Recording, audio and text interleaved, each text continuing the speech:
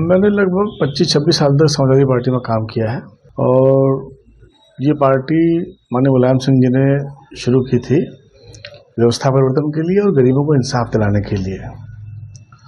और जब तक पार्टी इस रास्ते पर चली उसका विकास होता रहा।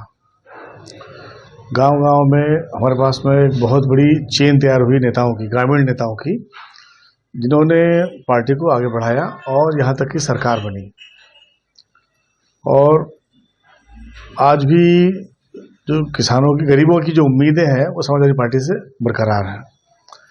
लेकिन विगत वर्षों में कुछ ऐसा हुआ है कि नए नए लोग पार्टी में आने लगे जो सीधे अखिलेश जी के पास जाकर संपर्क करते थे, उनसे बहुत खास भी हो गए, पदाधिकारी बन गए। उन्होंने कभी भी ग्रामीण क्षेत्रों में अपनी पोलिंग पर काम नहीं किया।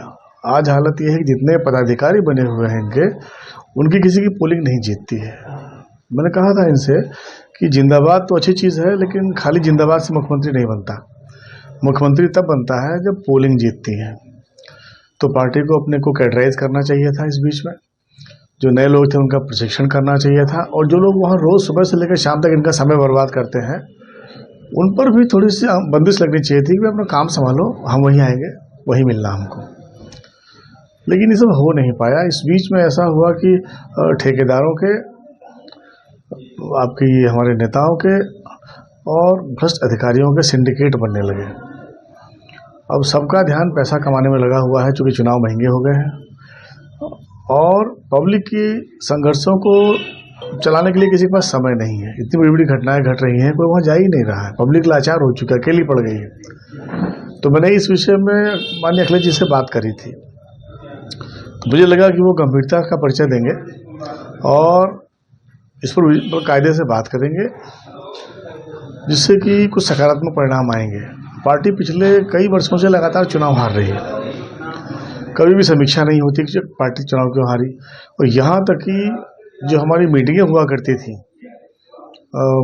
महीने की मीटिंगें हर विधानसभा स्तर पर हुआ करती थी, और निरंतरता में कार्यकर्ताओं का जो सम्मेलन थे वो चलते रहते थे, प्रशिक्षण चलते रहते थे, वो सब पिछले कई साल से बंद है।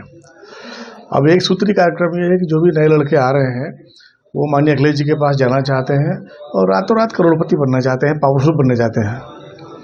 तो उन लोगों ने अनुशासनहीनता की वो पराकाष्ठा की है जिससे पार्टी को बहुत नुकसान हो रहा। माननीय अखिलेश जी ने इस पर बहुत ही गंभीरता से ध्यान नहीं दिया और मुझे लगने लगा कि अब अपमानजनक परिस्थितियां बन रही हैं, तो मुझे वहां से छोड़ना पड़ा। सर, कांग्रेस ने कब्जा,